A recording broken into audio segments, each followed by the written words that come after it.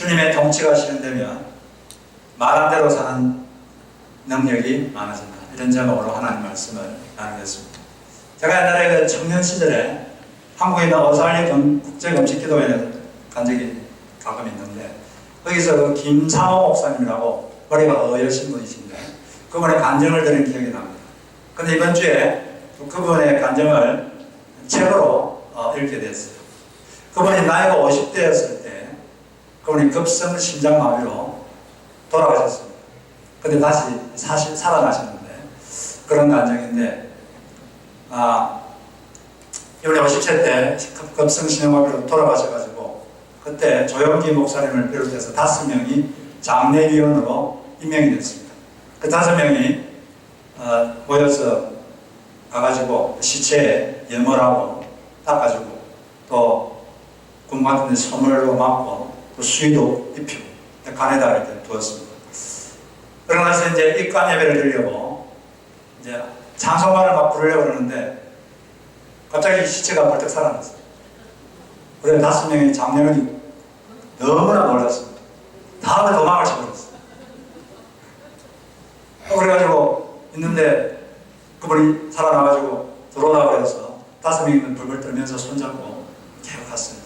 그러니까 그분이 자초지정을 이야기했습니다. 일주일 전에 그 김상호 목사님의 사모님이 돌아가셨어요. 근데 그 자녀들이 너무 슬퍼합니다. 그래서 자녀들을 데리고 묘지에 갔습니다. 묘지에 가서 이제 묘지를 이제 예배드리고 아이들에게 돈을 주면서 가서 과자 사 먹으라고 위로하는 의미에서 그렇게 했어요. 그런 다음에 자기는 그 아내 묘지에서 계속 찬송가를 부르고 있습니다. 찬송을 부르는데 갑자기 심장에 칼로 꽂는 듯한 강한 충격이 오면서 아픔이 오면서 쓰러졌어요. 그래서 병원에 실려갔는데 그 사망 선고를 받았죠. 그런데 그 순간에 갑자기 하늘에서 별이 3개가 떨어지는 게 보였습니다. 알고 보니까 그게 천사 3명이었어요. 천사 3명이 가자. 어디로 갑니까? 예수님 있는 데로 가자. 그런데 보니까 자기 시체가 옆에 누워있는 게 보여요. 그래서 아주 빠른 속도로 북쪽을 향해서 갔습니다. 그러니까 한참 가는데 지구가 오렌지 크기만큼 작아지더니 곧 사라졌어요. 한참 가가지고 거기에 아주 찬란한 세계가 보였어요. 그 천국의 진주문 앞에 도달했습니다. 도달했는데 거기 보니까 책이 하나 있어요. 그 책을 넘기다 보니까 거기 자기 이름이 적혀 있습니다. 김상호. 보니까 자기가 평생 지은 죄들이 다 기록되어 있어요. 그리고 특별히 19세 때 자기가 일본 어떤 집에, 가정집에 들어가서 신발을 훔친 게 있는데 그것도 기록되어 있습니다. 그런 걸 보니까 너무 부끄러워가지고 고개를 숙이고 있는데 천사가 하는 말이, 너가 예수를 믿는 날 내 모든 죄가 용서받았다. 그러므로 너는 죄가 없으니 천국에 들어가라. 천국에 들어갔어요. 가니까 너무나 찬란한, 너무나 눈에 부셔서 볼 수도 없을 정도로 찬란한 천국이 펼쳐졌어요. 그때 교회, 성경에 있는 사람들을 만나서 다윗도 보고 스데반도 보고 또 주 예수님이 직접 나오셨습니다. 주 예수님이 하시는 말씀이, 나는 여기 계속 있을 것이 아니다. 내가 지상으로 내려가야 된다. 근데 그러기 전에 먼저 너희 아내를 내가 소개시켜주겠다. 그 아내가 여기 보였어요. 아내가 왔어요. 아내를 보니까 땅에 살 때는 인물이 박색이었는데 너무나 빛이 나고 너무 아름다웠어요. 근데 아내가 하는 말이, 우리 자녀들이 너무 슬퍼해서 그 예수님께 특별히 부탁을 해서 당신을 여기에 잠시 오게 할 것이다. 그래 가면은 꼭 우리 자녀들에게 이 말을 좀 전해달라. 엄마는 천국에 잘 있고 천국이 진짜 존재한다. 그러므로 땅에 있을 때 반드시 신앙생활을 잘하고 열심히 예수님 섭니다. 다시 천국에서 보자고 그렇게 꼭 말을 전해달라고 아내가 말했어요. 그렇게 하고 주 예수님께서 하시는 말씀이, 지금 동료 목사님들이 너를 지금 가려다 내려가려고 그러니까 빨리 내려가야 된다. 그래서 이제 천사들하고 다시 내려왔어요. 그러니까 갑자기 또 지구가 오렌지 크기만큼 보이더니 지구가 커지면서 자기 시체가 있는 그 지붕을 통하여서 그 자기 시체 옆에 딱 섰어요. 천사가 자기를 확 이렇게 미니까 발끝에서부터 자기가 영혼이 쑥 들어가가지고 쭉 들어왔어요. 그래서 살아났어요. 그래가지고 조영기 목사님하고 5명 장례위원들이 깜짝 놀란 일이 생긴 거죠. 이 성경에는 천국이 있다고 그러죠. 지옥도 있고 사실대로 있습니다. 우리가 죽으면 천국 아니면 지옥 가게 되는데 천국이 존재해요. 누가 천국 갑니까? 자기 죄를 회개하고 예수님을 진정으로 마음에 영접한 자, 그 사람의 천국 갈 자격을 얻습니다. 천국에 상이 있는데 그 상은 어떻게 결정되느냐? 이 지구에 살 때 얼마나 거룩하게 살았는가? 거룩. 두 번째, 얼마나 섬겼는가? 거룩과 섬김. 이 두 가지로 천국의 상이 결정됩니다. 이 땅에서 얼마나 잘 살았냐, 얼마나 안락하게 살았느냐, 그런 건 전혀 계산이 안 됩니다. 얼마나 섬겼느냐, 하나님을 얼마나 섬겼느냐, 사람을 얼마나 섬겼느냐, 그것으로 천국의 상이 결정됩니다. 그래서 그걸 보시고 열심히 섬기시고 거룩하게 사시기를 바랍니다. 우리가 죽으면 천국도 있는데 또 이 천국은 우리가 살아있는 지금 이곳에 천국이 또 존재합니다. 예수님께서 누가복음 17장 21절에서 말씀하셨죠. 천국은 하나님 나라는 너희 안에 있느니라. 우리가 죽은 다음에 가는 천국도 있지만 지금 우리가 살 때 바로 이곳에 하나님 나라가 임해 있는 것이죠. 우리가 하나님 나라가 임한다 이런 말을 쓰는데 그게 무슨 말입니까? 하나님의 통치가 실현된다 그런 말인데, 왜냐하면 하나님 나라는 하나님의 통치하는 곳이죠. 하나님 나라가 임한다 이 말은 하나님의 통치가 실현된다 그런 뜻입니다. 주기도문에 보면 하나님 나라가 임하게 해주시옵소서 이렇게 기도하고 있는데 그것은 하나님의 통치가 실현되게 해주시옵소서 그런 뜻이 되는 거죠. 그런데 하나님의 통치가 우리 삶에 실현되면 어떤 일이 일어나느냐? 오늘 이 말씀 보니까 우리에게 말씀에 뭐라고 되어 있죠? 하나님 나라는 말에 있지 않고 능력이 있다. 그 사람은 말을 많이 많아지는 게 아니라 능력이 많아진다. 자기가 말한 대로 살 수 있는 능력이 생긴다. 그리고 말한 대로 되는 능력이 생긴다. 그렇게 말씀을 하셨습니다. 그 당시 고린도 교회는 사람들이 상당히 영적 지식도 많고 구별이 뛰어났어요. 말을 잘했습니다. 그리고 거기다가 이 사람들은 파를 만들었어요. 나는 아볼로를 존경한다. 아볼로파. 나는 바울이 더 좋다. 바울파. 나는 베드로가 더 좋다. 베드로파. 아니 나는 이것저것 싶보다 난 오직 예수, 나는 그리스도파다. 파를 나눠가지고 우리가 추종하는 이 선생님이 더 뛰어나다. 우리 지도자가 뛰어나다. 그러면서 그리고 우리가 더 뛰어나기 때문에 내가 너보다 더 뛰어나다. 이런 식으로 아주 서로 비교하고 서로 다투고 그런 일이 많았습니다. 그런데 너희들이 정말로 하나님의 통치를 받고 있다면 말이 많아지는 게 아니라 능력이 많아진다. 이렇게 말씀하십니다. 그리고 또 성경의 또 다른 부분에 보면 로마서 14장 17절을 보면 하나님 나라는 먹고 마시는 것이 아니라 뭐라고 했죠? 의와 평강과 희락이다. 그러니까 하나님 나라는 뭘 먹을 수 있고 뭘 먹을 수 없고 이런 차원이 아니라, 이런 외적인 차원이 아니라 하나님 나라가 우리에게 임하게 되면 우리가 의로운 자가 됩니다. 의로운 삶, 도덕윤리적으로 올바른 삶을 살게 돼요. 두 번째는 평강이 임합니다. 하나님 우리를 통치하게 되면 평강이 임해요. 근심 걱정이 없어지고 평강하게 됩니다. 세 번째는 희락, 기쁨이 우리 속에 있게 됩니다. 짜증나고 공허하고 마음이 화하고 이렇게 아니라 우리 속이 이렇게 기쁨이 있게 되는 것이죠. 누구의 통치를 받느냐 이게 참 중요합니다. 김정은의 통치를 받느냐 아니면 미국 정치 시스템의 통치를 받느냐, 이 차이가 아주 큰 차이예요. 누가 통치하에 따라서 완전히 국민들의 삶이 달라져요. 우리가 드라이브에서 샌디에고 하면은 국경선이 있는데 미국 국경선을 딱 넘어서면 멕시코잖아요. 미국에 있다가 멕시코 딱 가면 21세기에 살다가 20세기 온 것처럼 달라져요. 칼라에 살다가 무슨 흑대에 간 것처럼 약간 분위기가 확 달라져요. 왜 그러냐면은 통치자가 다르게 되는 거죠. 미국 정치 시스템의 통치를 받느냐 아니면 멕시코 정치 시스템의 통치를 받느냐, 통치자가 다르기 때문에 완전히 삶이 달라져요. 스포츠팀도 마찬가지예요. 같은 선수라도 어떤 감독의 통치를 받느냐, 어떤 감독의 다스림을 받느냐에 따라서 그 팀의 성적이 완전히 달라져요. 한국 축구팀이 있는데 한 20년 전에 히딩크라는 감독이 그 축구 선수들을 통치하니까 세계 사강도 되고 그러잖아요. 그래서 우리가 누가 우리를 통치하냐, 이게 참 중요한 거죠. 사람은 태어나서 자기 통치자를 결정해야 되는 순간이 있습니다. 반드시 자기 통치자를 결정해야 돼요. 내가 나를 통치할 것인가, 아니면 주 예수님이 나를 통치하게 할 것인가, 이걸 결정해야 돼요. 여러분, 예수님을 영접하셨습니까? 예수님 영접하셨습니까? 예수를 영접한다는 게 무슨 뜻입니까? 예수를 영접한다는 것은 예수님을 나의 통치자로 삼습니다. 그런 뜻입니다.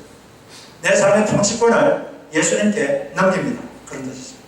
내 삶의 주권, 통치권, 결정권을 당신께 넘깁니다. 지금까지 내가 나의 통치자였는데 당신을 나의 통치자로 삼겠습니다. 그런 뜻이죠. 지금까지는 내가 원하는 걸 했습니다. 내가 원하면 하고 하기 싫으면 안 했어요. 지금까지는 내가 옳다고 생각하면 그게 옳고 내가 틀렸다고 생각하면 그게 틀린 거였어요. 그런데 예수님을 통치자로 삼는 순간 뭐가 달라요? 그때부터는 이제 예수님이 원하는 것을 제가 하겠습니다. 예수님이 원치 않으면 제가 하고 싶어도 안 하겠습니다. 그런 결단을 하는 거예요. 그리고 예수님이 옳다고 생각하면 그게 옳은 것이고, 예수님이 틀렸다고 말하면 틀린 거예요. 모든 결정을, 삶의 결정권, 이걸 예수 그리스도께 넘겨드립니다. 이게 예수님을 영접합니다. 그런 뜻입니다. 그런 의미에서 여러분, 예수님을 영접하셨습니까? 그렇다면 우리의 삶이 그분에게 완전히 통치가 되어야 되는데, 입으로는 예수가 나의 통치자라고 말하는데 많은 사람들이 실제 삶에서는 주 예수의 통치를 못 받고 여전히 자기가 자기 삶을 통치합니다. 여전히 내가 하기 싫으면 안 하고, 내가 하기 싫으면, 내가 하고 싶으면 하고, 내가 하기 싫으면 안 하고, 주님이 하라 그래도 내가 싫으면 안 해. 이렇게 되면 이 통치자가 자기인 거죠. 우리는 누가 나의 통치자를 알고 주님께 우리의 통치를 드리는 그런 삶을 살아야 되겠습니다. 그런데 이처럼 예수님을 자기의 삶의 통치자로 모셨는데 실제로 자기 삶에서 하나님께서 자기를 통치하게 되면 어떤 일이 생기느냐, 여러 일이, 많은 일이 생기는데 그중에 오늘 이 본문에서 세 가지 능력이 생긴다, 이렇게 말하고 있습니다. 첫째는 고난을 극복하는 능력이 생깁니다. 바울은 고난을 많이 겪었던 사람이에요. 바울은 약 33년도에 예수를 믿었고, 그 다음에 약 10년 준비한 기간을 거치다가 47년도부터 전 세계를 다니면서 복음을 전했어요. 행동으로 다른 걸 믿고 있는 사람에게 새로운 신념 체계를 전하는 게 쉽겠습니까?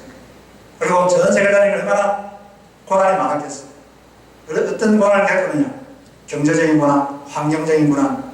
바로 이 시각까지 내가 줄이고 목마르며 헐벗고 매맞으며 정처가 없고 갈 곳이 없다, 홈리스다. 이런 환경적인 고난이 많았어요. 그리고 또 그런 거 있는 게 아니라 사람들로부터 받는 고난이 많았어요. 사람들한테 모욕당하고 비난당하고 또 박해당하고 그런 게 많았어요. 12절 성경을 보니까 모욕을 당한 적 축복하고 박해를 당한 적 참고 비방을 받은 적 부드럽게 말하니 권면하니. 하여튼 많은 고난이 있었어요.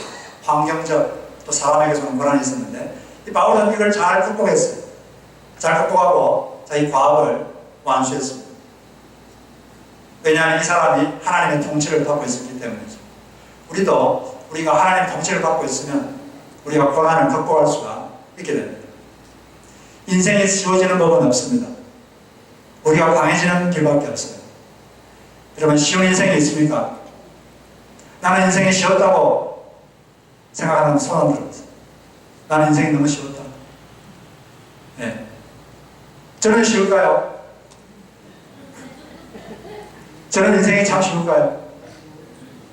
저도 힘듭니다. 인생이 쉬워지는 법은 없어요. 이 세상에 쉬운 일은 아무것도 없습니다.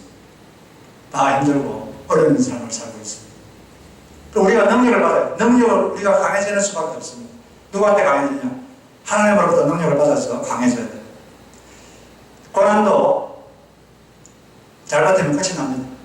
풍랑도 끝이 있어요. 고난도 끝이 있고 잘 버티면 끝이 나요. 그리고 끝나고 나면 고난이 유익이었구나. 그걸 알게 될 때가 있습니다. 고난을 극복했다 이 말은 고난 속에서 버텼다는 겁니다. 여러분 앞에서 막 폭풍우가 막 몰아칠 때, 큰 센 바람이 막 몰려칠 때, 그때는 앞으로 전전하지 않아도 그냥 넘어지지 않고 가만히 서 있기만 해도 이건 이긴 거예요. 앞으로 전전하지 않아도 됩니다. 그냥 그 폭풍을 무릅쓰고 그냥 서 있기만 해도 이긴 거죠. 우리가 고난 중에 있을 때 넘어지지 않고 그냥 버티기만 해도 그 고난을 극복한 것입니다. 그러다 보면 끝날 때가 있어요. 그리고 또 고난을 극복했다는 것은 그런 어려운 마음에서도 계속 자기 과업을 완수하는 거예요. 계속 자기 과업을 계속하는 거예요. 그래서 완수하는 거죠. 한 가지 더 한다면 고난 속에서도 마음의 평안을 가질 수 있다면 금상첨화죠. 우리가 하나님의 통치를 받게 되면 이런 고난 극복의 능력이 생기는 줄로 믿습니다. 그리고 우리가 하나님의 통치를 받게 되면 어떤 능력이 생기냐면 영적 자식을 낳는 능력이 생깁니다. 바울을 통해서 많은 영적 자식들이 생겼습니다. 그 당시에 고린도 교회 사람들이 바울을 많이 비난하고 막 그랬는데 그때 바울이 뭐라고 했냐면 오늘 4장 15절 보면 그리스도 안에서 여러분에게는 1만 명의 스승이 있을지 몰라도 아버지는 여럿이 있을 수가 없습니다. 그리스도 예수 안에서 복음으로 내가 여러분을 낳았습니다. 바울이 복음을 전해서 그들이 예수를 믿게 됩니다. 내가 너희들의 영적 아버지다. 그러므로 내 말을 들으라. 거짓 교사들의 말을 듣지 말고 내 말을 들으라. 내가 너희들의 영적 아버지다. 여러분 예수 믿는 사람들의 가장 큰 욕심이 뭐가 되어야 될 거예요? 내가 나를 통해서 영적 자식이 나아지는 이게 예수 믿는 사람들의 가장 큰 욕망이 되어야 돼요. 돈을 버는 것도 좋아요. 그러나 돈을 버는 것보다 더 큰 욕망은 나를 통해서 영적 자식을 낳는 것. 이게 가장 큰 그리스도인들의 욕망이 되어야 돼요. 그리고 하나님의 능력이 임한 사람은 그 사람 통해서 영적 자식이 낳는 그런 능력이 생기게 되는 것이죠. 지금 저희 교회는 목장을 통한 전도를 집중하고 있습니다. 어떤 사람이 한 사람이 누구한테 가가지고 복음을 전하고 그 사람이 예수를 영접하도록 하는 거 이거 많이 훈련받지 않으면 아주 하기 힘든 거예요. 그래서 우리는 분업을 합니다. 여러분들은 목장에 사람들을 초청합니다. 데리고 오면은 그 목장에 있는 목자와 목녀, 목원들이 그 사람을 잘 섬겨줍니다. 그리고 그리스도의 사랑을 몸으로 보여줍니다. 그리고 평소에도 그들을 섬기죠. 그리고 또 삶의 쉐링을 통해서 또 그들의 그리스도의 삶을 이렇게 들려주죠. 그렇게 해서 마음이 열리면 그들을 교회로 데리고 오죠. 교회로 데려오면 제가 예수 영접 모임을 통해서 제가 복음을 전합니다. 이렇게 전도가 분업화되는 거죠. 이런 식으로 우리가 하고 있습니다. 어떤 윤우원이라는 자매님이 계셨는데 이 자매님이 한국에 계실 때 기독교에 대해서 상당히 반감이 심했어요. 길거리에서 예수 믿으라고 막 소리 지르고 조용히 하고 막 싸우고 그런 모습도 보고 또 막 신문에서 안 좋은 이야기만 많이 하니까 반감이 많았는데 이번에 이제 미국에 교환학생으로 오게 됐습니다. 와서 이렇게 정착하는 과정에서 어떤 교회 사람이 자기를 많이 도와줬어요. 너무 감사했어요. 그분이 금요일 저녁에 우리 교인들이 모여서 같이 밥 먹고 교제하는 시간이 있는데 한번 와봐라고 해서 갔습니다. 가서 이제 자기를 소개하는 시간인데 분위기가 너무 좋아가지고 처음 만난 사람인데 그냥 자기 속마음을 말하게 됐어요. 속마음을 말하면서 눈물을 흘렸어요. 그래서 그 목장 모임에 계속 참석했어요. 참석하다가 이제 교회를 가게 됐어요. 교회 가서 보니까 사람들이 기독교 믿는 사람들이 좀 나쁜 사람인 줄 알았는데 좋은 사람들이 많거든요. 그리고 또 그 지역사회에 어려움이 있으니까 교회에서 열심히 도와주고 그런 거 보면 기독교에 대한 그런 반감이 다 없어졌어요. 예배를 계속 참석하다가 그러다가 이제 예수 영접 모임을 가게 됐는데 예수 영접 모임에서 복음을 들었는데 그때는 믿어지지가 않았습니다. 그래서 예수님 영접하지 않았어요. 근데 그 후에 바로 자기 인생에 아주 큰 힘든 일이 생겼어요. 아주 고난이 막 닥쳤어요. 그때 이제 예배를 드리는데 찬송가를 부르는데 눈물이 납니다. 찬송가를 듣고 있으면 눈물이 나고 그때부터는 힘들면 그때부터 찬송가를 불렀어요. 그러다가 다시 이제 2개월 후에 다시 예수 영정 모임에 들어갔어요. 거기서 목사님이 똑같은 이야기 하는데 그때는 다르게 들렸어요. 그래서 그때 예수님을 자기 삶의 통치자로 모셔드렸습니다. 그리고 진대를 받았어요. 그때부터 이상한 현상이 나타났어요. 길을 가다 보면 갑자기 울컥울컥합니다. 울컥울컥하면서 예수님이 보고 싶다. 막 그런 마음이 생기고 눈물이 나고 그리고 안 믿는 친구들이 어려운 이야기하면 내가 기도해 줄게. 열심히 기도했어요. 그러는 친구들 와가지고 너가 기도해서 내 문제가 해결된 것 같아. 이런 말도 하고 그런 식으로 전도하고 있어요. 그렇게 살고 있어요. 이런 일들이 저희 교회도 앞으로 많이 생길 줄로 믿습니다. 우리 예수 믿는 사람들의 가장 큰 욕망은 나를 통해서 영적 자식이 나아지는 것. 나를 통해서 예수를 믿게 되면 이게 예수 믿는 사람의 가장 큰 욕망이고 가장 큰 기도 제목이 되어야 될 줄로 믿습니다. 이게 가장 큰 기도 제목이 돼야 돼요. 나머지는 다 부차적인 것입니다. 전도에는 세일즈맨식 전도가 있고 또 인생 동반자적 전도가 있어요. 세일즈맨식 전도는 세일즈맨은 어떻게 하죠? 물건을 가져가가지고 이 물건을 막 소개합니다. 좋은 점을 막 말해서 그 사람이 살 것이냐 말 것이냐 이걸 그 자리에서 결정하게 하죠. 그러나 또 영적 동반자적 전도는 뭐냐? 그냥 서서히 영향을 미치는 거죠. 서서히 영향을 미쳐서 같이 살면서 도와주기도 하고 목장에도 섬성하고 예배도 섬성 이러면서 서서히 마음을 열어서 결정적인 순간에 예수님을 전하고 그가 믿을 수 있도록 하는 그런 식. 처음 만났을 때 그냥 그 자리에서 예수를 전하고 믿을 거냐 안 믿을 거냐 결정해 뭐 그런 거다 이렇게 서서히 영향을 미치는 그런 방법이 있다는 거죠. 이 두 가지가 다 계모에 따라 필요할 것입니다. 그런데 우리 목장을 통한 전도는 부자와 가깝다고 할 수 있겠죠. 그래서 우리가 하나님의 통치를 받는다면 우리를 통해서 많은 영적 자식들이 생길 수가 있게 되는 것입니다. 그래서 세 번째는 어떤 능력이 생기느냐? 죄성을 극복하고 타인의 본이 되는 능력이 생깁니다. 여기 오늘 16절에 보면 너희는 나를 본받는 자가 되라 이렇게 말했습니다. 17절에는 자신이 교회에서 가르친 것과 자신의 삶이 동일하다 이렇게 바울은 말하고 있습니다. 말이 좀 어려운데 그런 말. 나는 내가 가르치는 것과 나의 행동이 나의 행사가 똑같다. 나를 본받는 자가 되라. 서로 교만하고 다투는 것들에게 이렇게 말하고 있는 겁니다. 여러분들도 만약에 다른 사람들에게 이렇게 말할 수 있으면 얼마나 좋겠어요. 누가 와가지고 신앙생활 어떻게 해야 됩니까? 물으면 저처럼 하면 됩니다. 이렇게 말할 수 있으면 얼마나 좋을까요? 여러분들 그렇게 할 수 있죠? 제가 물어보겠습니다. 신앙생활 어떻게 하면 됩니까? 그럼 말씀하세요. 저처럼 하면 됩니다. 이렇게 말하죠. 다시 한번. 신앙생활 어떻게 하면 되죠? 자신이 없군요. 우리가 좀 더 분발해야 되겠습니다. 우리의 목표는 저처럼 하면 됩니다. 저처럼 하면 돼요. 저처럼만 하고, 저처럼 섬기고, 저처럼 예배를 이렇게 하면 됩니다. 이렇게 말할 수 있는 그날에 속게 오게 되기를 바랍니다. 그러니까 이 고린도 교인들은 여러 가지 문제가 많았어요. 서로 막 교만하게 행하고, 이때 이제 바울이 말하잖아요. 겸손해야 됩니다. 우리가 겸손을 비롯해서 우리의 기독교 영성의 삶을 우리 삶에 나타나게 하려면 이게 참 필요한데, 그러기 위해서 제일 필요한 게 겸손입니다. 누가 이런 말을 했어요. 겸손이라는 교육에서 출발하지 않으면 인격이라는 산의 정상에 이를 수 없다. 겸손에서 모든 것이 시작됩니다. 이게 안 되면 다른 기독교 영성이 우리 삶에 절대 나타나지 않습니다. 그리고 또 어떤 분이 이런 말을 했는데 주보에 있는데 같이 한번 읽어보겠습니다. 100가지 장점을 다 갉아먹는 단점이 교만이고 100가지 단점을 다 보완하는 장점이 겸손이다. 그래서 우리의 삶에 이렇게 겸손을 비롯해서 기독교 영성이 우리 삶의 본으로 실제로 나타나는 그런 능력이 우리 삶에 생기게 되는 것이죠. 하나님의 통치를 받아서 이런 능력들이 여러분 생기게 되기를 바랍니다. 그럼 실제로 그러면 하나님의 통치의 능력이 우리에게 나타나게 하려면 어떻게 되느냐? 두 가지를 살펴보도록 하겠습니다. 어떻게 하면 하나님이 나를 통치하도록 할 것인가?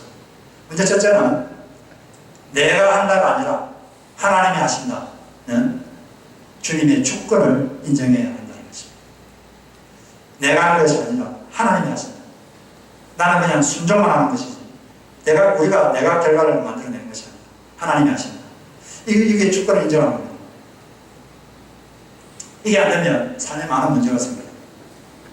하늘에 별들이 많은데 별들은 다 궤도가 있습니다. 다 정해진 궤도를 따라 돌아요. 근데 별이 궤도를 딱 벗어나면 어떻게 될까요? 파괴되겠죠. 그것처럼 인생이 가장 올바로 살려면 하나님의 통치를 받아야 돼요. 근데 하나님의 통치를 벗어나는 순간 그때부터 파괴적 정상이 생깁니다. 하나님의 통치를 벗어났을 때 어떤 정상이 생기느냐? 먼저 걱정, 근심이 많아져요. 왜냐하면 내가 한다, 내가 해야 된다, 내가 한다, 내가 해야 된다 이렇게 생각하는데 할 능력이 없거든요. 그러니까 근심, 걱정이 몰려들지 않겠습니까? 당연히 몰려들죠. 그 다음에 또 두 번째는 분과 짜증이 많아요. 내가 한다, 내가 해야 된다 이렇게 생각하는데 사람이 왜 화가 나죠? 자기가 생각하는 대로 안 되거든요. 그러면 화가 납니다. 일을 하다가도 자기가 원하는 대로 일 안 되면 화가 나요. 그리고 사람도 마찬가지예요. 사람이 자기가 원하는 대로 안 움직이면 화가 납니다. 내 생각대로 생각 안 하고 내가 원하는 대로 안 움직이고 그러면 사람이 화가 나게 됐어요. 왜 화가 나냐? 내가 한다, 내가 해야 된다 이렇게 생각하니까 화가 나는 거예요. 근데 주님이 하신다, 하나님이 하신다 이렇게 생각하면 화가 안 날 겁니다. 내가 한다고 생각하니까 내가 내 힘으로 사람을 바꿔야지 생각하는데 사람이 잘 안 바뀌거든요. 그러니까 막 화가 나는 거죠. 그러나 하나님이 하신다 이렇게 생각하고 주님의 주권을 인정해드리면 그런 파괴적인 정상들이 우리 삶에서 사라지게 되는 것입니다. 이처럼 내가 하는 것이 아니라 하나님이 하신다. 나는 그 과정에서 그냥 주님이 하라는 것 있으면 나는 순종만 한다. 이런 마음으로 살면 여러분의 삶에서 그런 파괴적인 정상들이 많이 떠나게 됩니다. 우리가 전심으로 주권을 인정하기만 해도 우리 삶에 많은 문제들이 해결됩니다. 어떤 부부가 있었는데 이 부부가 어린 아이가 있었는데 이 아이가 갑자기 결이 막 나면서 병이 들었어요. 그런데 병원에 데려갔는데 많은 검사를 했습니다. 검사했는데 원인을 알 수가 없어요. 그리고 의사가 하는 말이 치료를 장담할 수가 없습니다. 그러니까 할 수 있는 일은 하나님께 치료해달라고 기도하는 수밖에 없어요. 그래서 두 부부가 기도했습니다. 고쳐달라고, 치료해달라고. 근데 한참 이렇게 기도를 하다가 어느 날 밤에 아내가 좀 다른 생각이 들었어요. 이런 생각이 들었어요. 그래서 남편에게 다음과 같이 말했습니다. 여보, 우리가 마치 주님께 때를 쓰듯이 치료해달라고 애를 하고 있어요. 하지만 주님께서 우리보다 이 아이를 더 사랑하실 텐데 우리가 이렇게 애를 할 필요가 있을까요? 그것보다 이 아이를 만드시고 사랑하시는 주님의 손에 이 아이를 맡겨드리는 것이 더 좋지 않을까요? 남편이 고의를 부탁했어요. 그때부터 기도를 바꿔서 다음과 같이 기도했어요. 사랑하시는 주님, 주님께서 이 아이를 주셨습니다. 주님께서 우리보다 이 아이를 더 사랑하십니다. 이제 우리는 주님의 손에 이 아이를 맡깁니다. 이 아이는 우리의 소유가 아니라 주님의 소유입니다. 주님께 이 아이를 완전히 맡깁니다. 기도를 바꿨어요. 기도를 이렇게 하고 나니까 처음으로 마음에 평화가 왔습니다. 그리고 그때부터 갑자기 아이가 열이 떨어지더니 아이가 건강해졌어요. 그리고 이렇게 퇴원했습니다. 여기서 평생 잊지 못할 교훈을 얻었죠. 물론 일이처럼 빨리빨리 잘 되고 이러면 좋겠지만 오랫동안 시간이 걸릴 때도 있겠죠. 그러나 한 가지 원리는 분명합니다. 내가 하는 것이 아니라 누가 한다고요? 하나님이 하십니다. 이걸 인정해드리고 그분께 맡겨드리면 그분이 그때부터 이만 역사하는 거죠. 그분께 통치권을 내리니까 그분이 통치하기 시작하는 것입니다. 이처럼 내가 하는 것이 아니라 주님이 하시는 주권을 인정하시길 바랍니다. 이렇게 주님의 주권을 인정했으면 그 다음에는 주님께 주님 통치해 주십시오. 그렇게 간절히 간구해야 돼요. 주님의 통치를 간구해야 돼요. 주기도문을 보면은 나라가 임하게 해주십시오. 그런 기도를 하라고 그러는데 바로 그게 그런 거죠. 주님, 이 영역을 주님이 다스려 주십시오. 통치해 주십시오. 이렇게 기도합니다. 주보에 그 통치 기도문이 있는데 같이 한번 읽어보겠습니다. 자, 시작. 주님, 이 영역에서 제가 애를 썼으나 실패했습니다. 일에 대한 저의 주권을 포기합니다. 당신이 주인이십니다. 당신이 하십니다. 당신이 이 영역을 당신이 이 영역을 다스려 주소서. 이 기도를 합니다. 주님, 이 영역을 당신이 통치해 주소서. 당신이 다스려 주소서. 이렇게 간절히 기도하면 하나님이 오셔서 여러분의 삶을 통치하시는 것입니다. 어떤 분은 나쁜 습관이 있었는데 이게 안 고쳐져요. 그래서 어느 날 아침에 교회 가서 무릎 꿇고 하나님, 제가 애를 썼지만 실패했습니다. 제가 할 수 없습니다. 당신이 통치해 주십시오. 제가 이 일에 대한 저의 주권을 포기합니다. 당신이 주인이십니다. 당신이 다스려 주옵소서. 이렇게 밤 늦게까지 기도했는데 어느 순간에 하나님이 내 기도를 들었다. 이런 기도가 마음에 들어서 일어나 집에 갔는데 그 다음 날부터 그 습관에서 자유롭게 됐다고 합니다. 우리가 간절하게 하나님, 제가 이 영역을 제가 어떻게 해볼 수가 없습니다. 당신이 통치해 주십시오. 당신이 다스려 주십시오. 간절히 기도할 때 하나님께서 임하셔서 직접 임하시고 만지셔서 주님이 일하실 줄로 믿습니다. 그렇게 하실 때 하나님께서 역사를 하는 것입니다. 그래서 우리의 삶에 하나님의 통치가 실현되었어요. 여러분이 이런 말대로 사는 그런 능력뿐 아니라 고난을 갖고 와 영적 자식을 갖고 그리고 삶의 본인의 그런 능력이 여러분 삶 속에 충만하기를 주의 이름으로 축복합니다. 같이 우리 찬송을 같이 부르도록 하겠습니다. 제목이 내려놓은 제목인데 나의 길을 버리고 주의 길을 가는 것.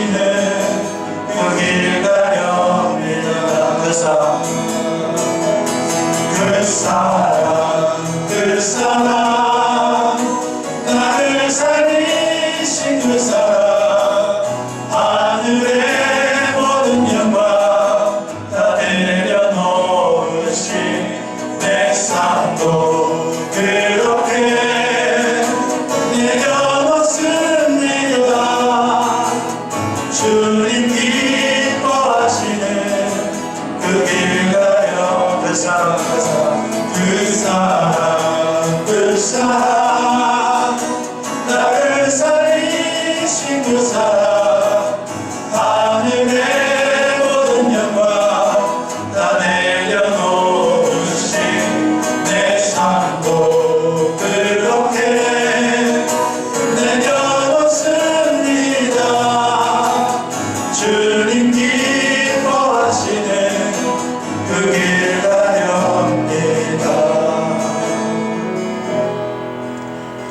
기도하겠습니다. 여러분이 예수님을 영접했다면 예수님을 통치자로 모신 건데, 통치자로 모셨으면서도 여전히 자신이 자기 삶을 통치하려고 자기가 원하는 대로 하려고 그러고, 주님이 하라고 해도 내가 하기 싫으면 안 하고 그런 게 있다면 이 시간 회개하시기 바랍니다. 하나님, 이 시간 진정으로 당신을 제 삶의 통치자로 모십니다. 제가 당신을 제 삶의 결정권자로 모십니다. 이 시간 다시 한번 주님께 그렇게 고백하시기 바랍니다. 그리고 하나님, 당신이 제 삶에 충만히 임재하여 주셔서 당신이 저를 다스려 주옵소서. 특별히 여러분이 아무리 노력해도 잘 안 되는 그 영역을 주님께 맡기고, 하나님, 제가 제 힘으로 해보려고 애를 썼으나 실패했습니다. 주님, 이 일에 대한 주권을 당신께 남겨드립니다. 제 주권을 포기합니다. 당신이 하십니다. 당신이 이 영역을 친히 통치해 주옵소서. 당신이 다스려 주옵소서. 제가 같이 간절하게 통성을 하나님 앞에 기도하겠습니다. 할렐루야. 하나님 아버지 감사합니다. 그리고 말씀 하나님 아버지, 참으로 하나님 아버지, 우리가 하나님 아버지 당신에게 통치 주권을 넘겨드리자. 여전히 내가 내 인생을 통치하게 주셔서 용서하여 주옵소서. 하나님 아버지, 주님 우리 삶에 당신께 주권을 넘겨드리고, 하나님 아버지, 주님께서 역사해 주시고 하나님께서 함께하여 주시옵소서. 우리 주님께서 이끌어 주시며 간절히 기도하며, 하나님 아버지 도와주시고 하나님 아버지 역사하여 주시옵소서. 걸어가시는 하나님 아버지, 우리 주님께서 당신께 당신이 통치해 주시고 당신이 다스려 주옵소서.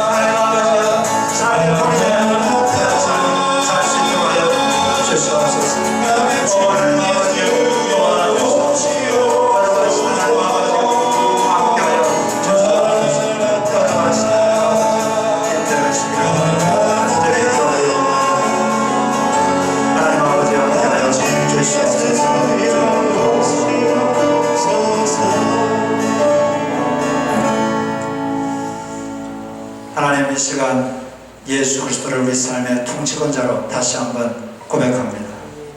하나님, 우리 삶을 직접 통치해 주옵소서. 그래야 하나님 나라가 임하게 하여 주시옵소서. 하나님의 능력이 임하여 우리가 고난을 극복하게 하여 주옵소서. 인생이 쉬워지는 법이 없으니 우리를 강하게 해 주시옵소서. 하나님, 영적 자식을 낳는 능력을 우리에게 주시옵소서. 우리의 가장 큰 욕망이 세상에 다른 것이 아니라 나를 통해 영적 자식이 낳는 것, 이것을 가장 큰 욕망으로 삼고 또 그런 능력을 우리에게 주시옵소서. 하나님, 우리 죄성을 극복하고 남의 삶의 본이 되는 능력을 우리에게 부어 주시옵소서. 하나님, 삶의 여러 영역에서 우리가 애를 썼지만은 실패했습니다. 할배 해보려고 했는데 잘 되지 않습니다. 용서하려고 해도 용서도 안 됩니다. 하나님, 잘해보려고 해도 잘 되지가 않습니다. 이 습관 고치려고 해도 잘 되지가 않습니다. 하나님, 이 일에 대한 주권을 포기합니다. 당신께 주권을 넘겨드립니다. 주님께서 이 여러 가지 영역에서 당신이 직접 통치해 주옵소서. 이 영역에 하나님 나라가 임하게 하여 주옵소서. 당신이 직접 다스려 주시옵소서. 당신이 하십니다. 당신이 하시옵소서. 예수님의 이름으로 기도드립니다.